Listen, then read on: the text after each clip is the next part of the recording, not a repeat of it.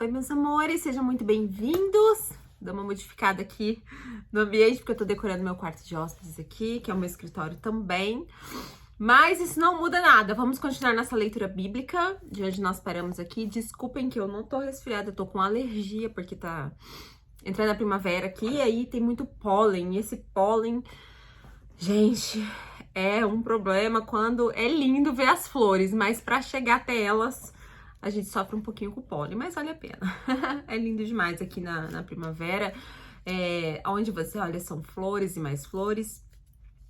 E o pólen é super necessário aí pra tá mantendo a flora, né? Mas não tem problema não, a gente aguenta. Uma hora passa. Então, se eu der uns espirros aqui, vocês não reparem. Vamos lá? Nós paramos aqui no Evangelho de Lucas. Nós estamos lendo Lucas 22, capítulo 39. Jesus ora no Monte das Oliveiras. Tá quase acabando Lucas, nós vamos acabar agora nesse vídeo, Lucas. E aí, nós vamos começar João! Uhul! Vamos lá. Como de costume, Jesus foi para o Monte das Oliveiras e os seus discípulos o seguiram.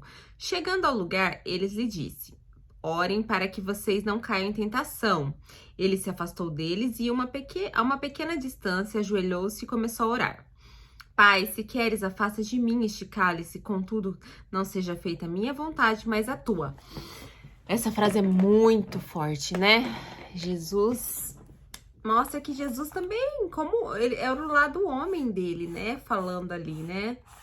Para afastar do cálice, né? Quantas vezes a gente fala que não vai dar conta? Mas a gente dá, né? Ele achou que não ia dar conta ali, será, naquele momento?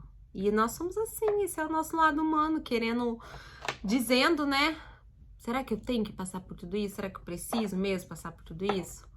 Mas no fim, ele fez o que todos nós temos que fazer. Deixar que Deus faça a vontade dele sobre nossas vidas.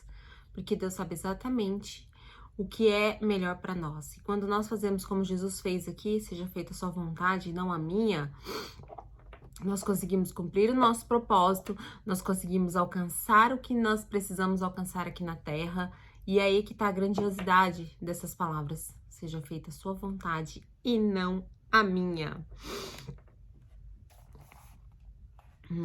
Apareceu-lhe então um anjo do céu que o fortalecia. Estando angustiado, ele orou ainda mais intensamente. E o suor era como gotas de sangue que caíam no chão.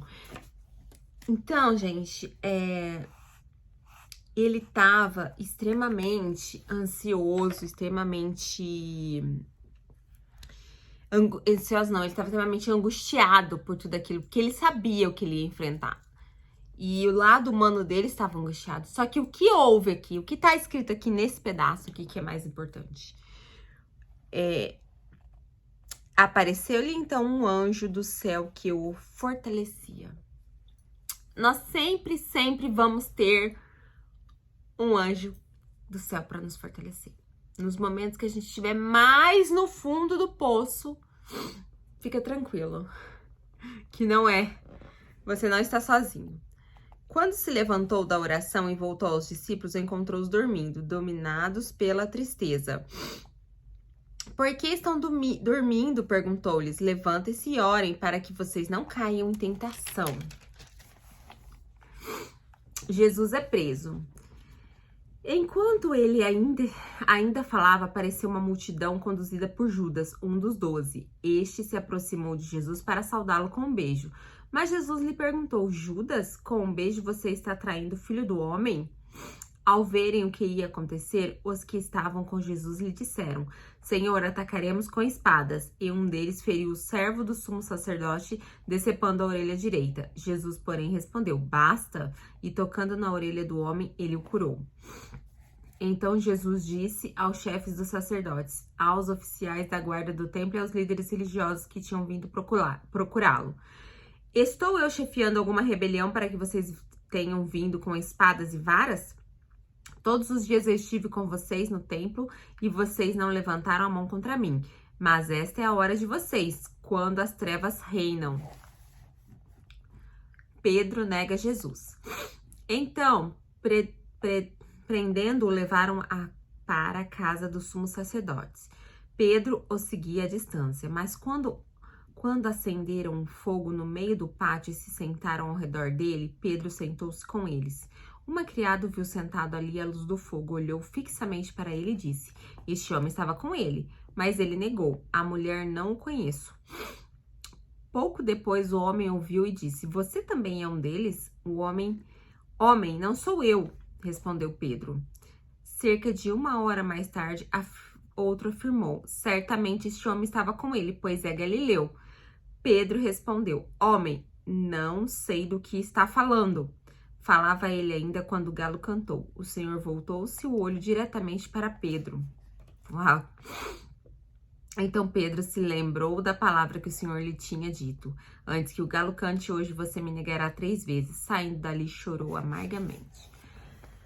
O que Pedro fez foi legal? Não, não foi. Mas será que a gente faria diferente? Porque Jesus já estava ali, preso. Já ia ser condenado. Inocentemente, mas ia ser condenado. Será que a gente ia fazer diferente de Pedro? Negar ou não? O que será que a gente faria ali, né? Porque é fácil falar, imagina, Pedro foi um covarde, né? Mas Pedro, eu acredito que ele se arrependeu na hora. Quando disse que ele chorou amargamente, ele se arrependeu na hora. Só que se Pedro não nega Jesus ali também, ele seria preso junto com Jesus, provavelmente condenado junto com Jesus. E olha só quantas coisas Pedro fez após a crucificação de Jesus. Quantas almas, quantas coisas maravilhosas foram feitas através da vida de Pedro. Então, às vezes, algumas coisas acontecem que nós vamos nos arrepender muito, mas se a gente conseguir aprender com isso e se arrepender com isso, há benefícios lá na frente. Sempre há. Quando há arrependimento, quando há a mudança, sempre há benefícios depois disso. Sempre há aprendizado, sempre há benefícios. Os soldados zombam de Jesus. Os homens que estavam detendo Jesus começaram a zombar dele e a bater nele. Cobriam seus ombros e perguntaram: Profetize, quem foi que bateu em você? E lhes dirigiam muitas outras palavras de insulto. Jesus perante Pilatos e Herodes. Ao amanhecer, reuniu-se o sinédrio, tanto os chefes dos sacerdotes quanto os mestres da lei, e Jesus foi levado perante eles. Se você é Cristo, diga-nos, disseram eles. Jesus respondeu: Se eu vos disser, não creis em mim, e se eu vos perguntar, não respondereis. Mas de agora em diante o Filho do Homem estará sentado à direita do Deus Todo-Poderoso. Perguntaram-lhe todos: Então você é filho de Deus? Vós estáis dizendo que eu sou, respondeu ele. Eles disseram: Por que precisamos de mais testemunhas? Acabamos de ouvir dos próprios lábios dele. Capítulo 23.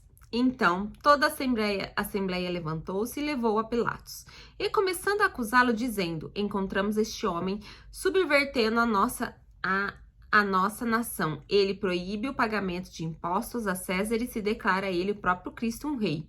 Pilatos perguntou a Jesus: Você é o rei dos judeus? Tu o dizes, respondeu Jesus. Então Pilatos disse ao chefe dos sacerdotes e à multidão: Não encontro motivo nenhum para acusar este homem. Mas eles insistiam: Ele está subvertendo o povo em toda a Judéia com seus ensinamentos. Começou na Galiléia e chegou até aqui. Ouvindo isso, Pilatos perguntou a Jesus: Era Galileu? Perguntou a Jesus se era Galileu. Quando ficou sabendo que ele era da jurisdição de Herodes, enviou-lhes a Herodes, que também estava em Jerusalém naqueles dias. Quando Herodes viu Jesus, ficou muito alegre, porque havia muito tempo que não vê-lo. Pelo que ouviu falar dele, esperava vê-lo realizar algum milagre. Interrogou-o com muitas perguntas, mas Jesus não lhe deu respostas. Os chefes dos sacerdotes e os mestres da lei estavam ali, acusando-o com veemência. Então Herodes e os soldados ridicularizaram e zombaram dele. Vestindo-o com um manto esplêndido, mandaram-no de volta a Pilatos. Herodes e Pilatos, que até ali eram inimigos, naquele dia tornaram-se amigos. Uau! Pilatos reuniu os chefes dos sacerdotes e as autoridades do povo, dizendo-lhe: Vocês me trouxeram este homem como alguém que estava incitando o povo à rebelião. Eu examinei na presença de vocês e não achei nenhuma base para acusações que fazem contra ele. Nem Herodes, pois ele o mandou de volta para nós. Como podem ver, ele nada fez que mereça a morte. Portanto, eu castigarei e depois o soltarei.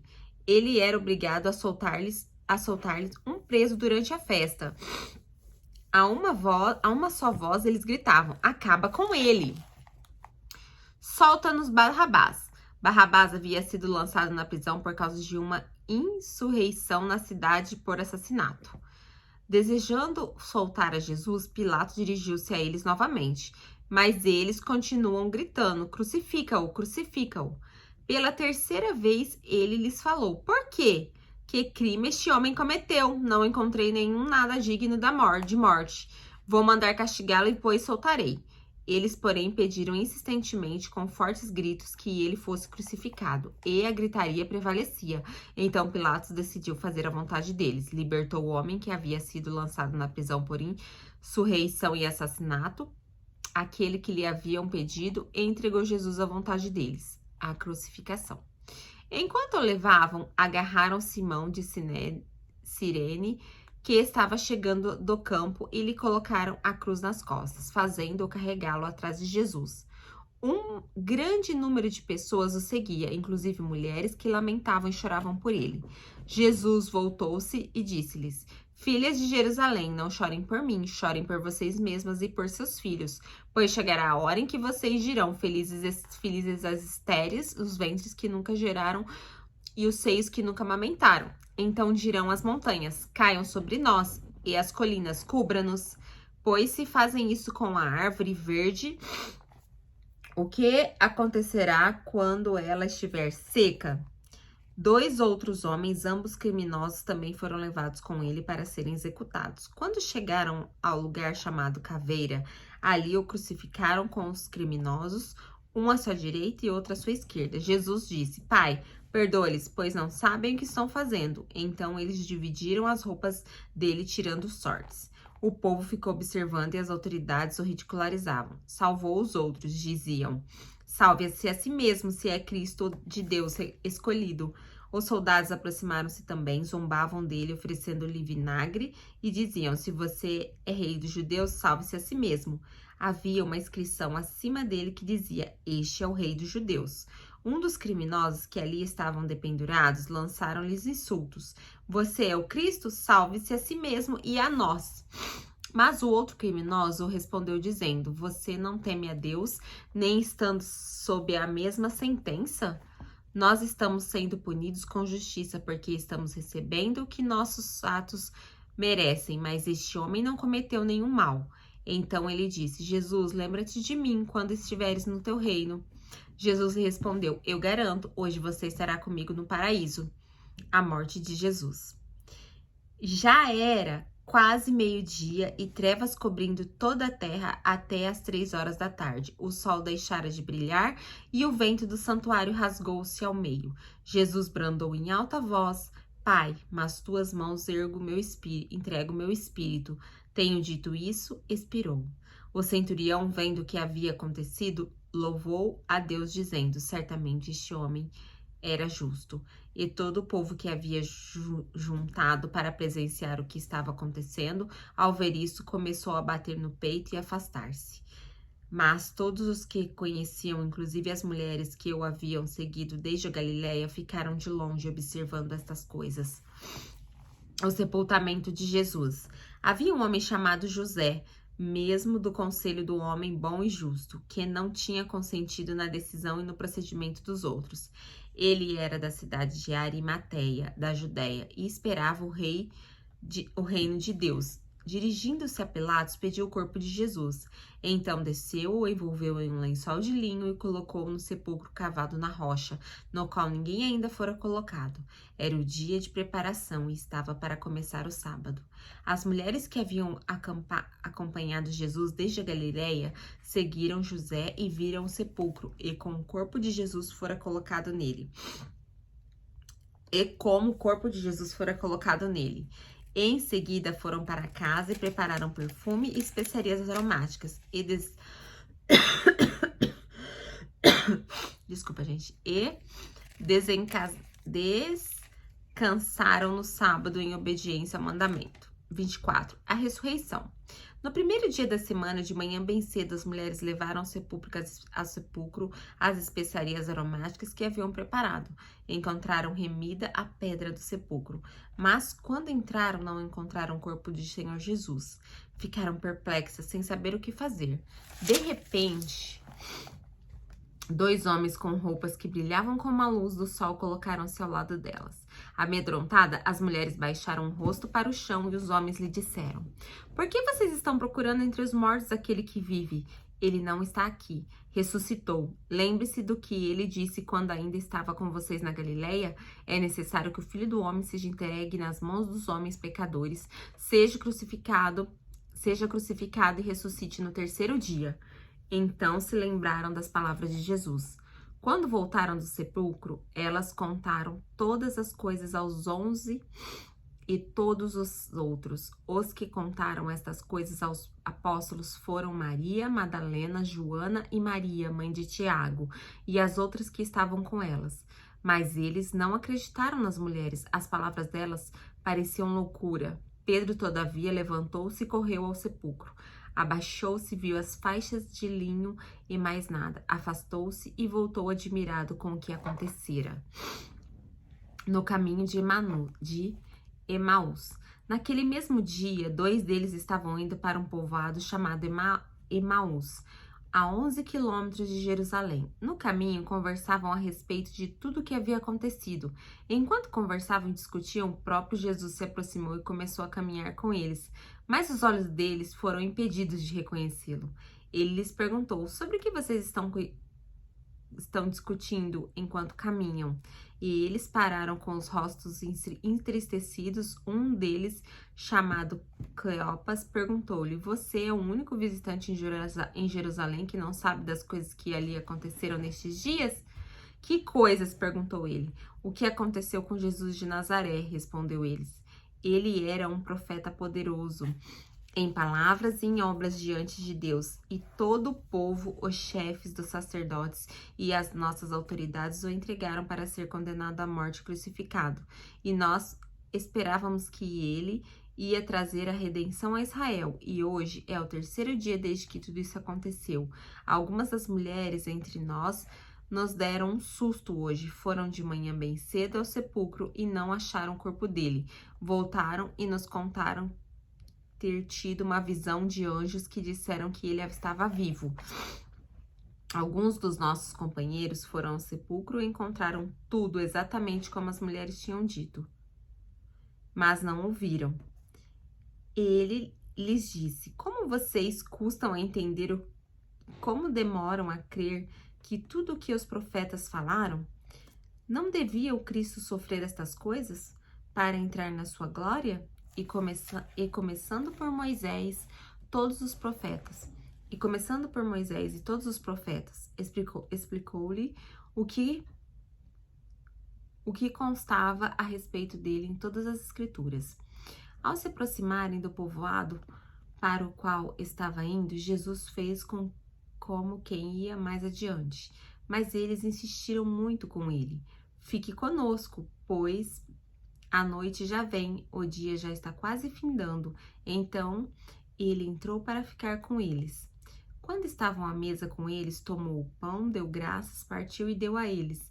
Então os olhos deles foram abertos e reconheceram, e ele desapareceu da vista deles. Perguntaram-lhe um ao outro: Não estava queimando nosso coração enquanto ele nos falava no caminho e nos expunha as escrituras? Levantaram-se e voltaram imediatamente para Jerusalém. Ali encontraram os 11 e os que estavam com eles reunidos, que diziam: É verdade, o Senhor ressuscitou e apareceu a Simão. Então os dois contaram o que tinha acontecido no caminho e como Jesus fora reconhecido por eles quando partira o pão. Jesus aparece aos discípulos. Enquanto falavam sobre isso, o próprio Jesus apresentou-se a eles e lhes disse: Paz seja com vocês. Eles ficaram assustados e com medo, pensando que estavam vendo o espírito. E ele lhe disse: Por que vocês estão perturbados e por que levantam dúvidas no coração de vocês? Vejam as minhas mãos e os meus pés. Sou eu mesmo. toquem-me e vejam, um espírito não tem carne nem ossos, como vocês estão vendo que eu tenho. Tendo dito isso, mostrou-lhes as mãos e os pés, e, por não crerem ainda, tão cheios estavam de alegria e de espanto, eles lhe perguntou: vocês têm aqui algo para comer? Deram-lhe um pedaço de peixe assado, e ele o comeu na presença deles. E disse-lhes: foi isso que eu falei enquanto andava com vocês. Era necessário que se cumprisse tudo que a meu respeito está escrito na lei de Moisés, nos profetas e nos salmos. Então ele abriu o entendimento para que pudesse compreender as escrituras. Eles disse: está escrito que o Cristo haveria de sofrer e ressuscitar dos mortos no terceiro dia, e que em seu nome seria pregado arrependimento para perdão de pecados e todas as nações, começando por Jerusalém. Vocês são testemunhas dessas coisas, e envio a vocês a promessa de meu Pai, mas fiquem na cidade até serem revestidos de poder. Aqui é quando ele diz, né, para eles serem batizados pelo Espírito Santo. A ascensão. Tendo-os levado até a proximidade de Betânia, Jesus ergueu as mãos e os abençoou. Estando ainda a abençoá-los, ele os deixou e foi levado ao céu. Então eles o adoraram, voltaram para Jerusalém com grande alegria e permaneciam constantemente no templo, louvando a Deus. Quer dizer, a profecia se cumpriu, Jesus ressuscitou, Jesus esteve com eles. E agora a gente vai, esses 3 evangelhos, eles são sinóticos, são parecidos, contam algumas histórias similares. Agora a gente vai ler João, que é considerado o discípulo do amor. Vamos ver agora o que João tem para falar. Então eu vou encerrar o vídeo e a gente continua agora no próximo vídeo com João. João não é um livro tão grande, não. E a gente vai, daqui a pouco volta. Beijo, fiquem com Deus.